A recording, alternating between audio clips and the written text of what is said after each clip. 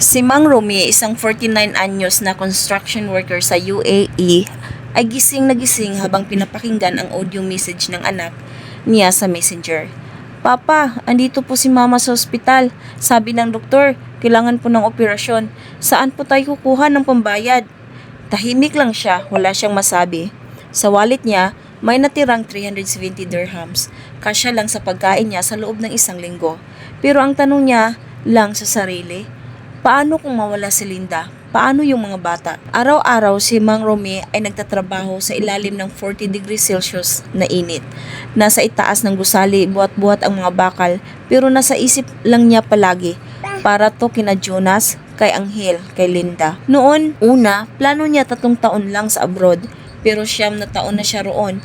Hindi pa niya nasaksihan ang high school graduation ng panganay niya. Hindi pa niya nalalakad sa simbahan ang bunsong babae. At ang pinakamasakit, hindi na siya tinatawag na papa ng bunso, tito na lang. Ipinadala ni Mang Rumi ang natitirang pera niya.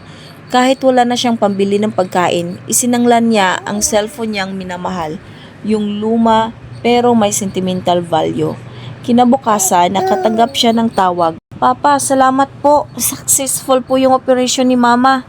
Tahimik lang si Mang Rumi, pumipikit, humihinga ng malalim, umiyak siya, hindi dahil sa lungkot, kundi sa pagod, sa relief at sa pananabik. Anak, kumusta ka? Makalipas ang 2 taon, nakauwi rin si Mang Rumi. Wala siyang pasalubong, wala siyang bagong sapatos, pero pagdating niya sa terminal, sinalubong siya ng kanyang anak, Angel, hawak ng isang karton na may sulat. Welcome home, Papa. Hindi ka man laging narito, mahal ka pa rin namin araw-araw.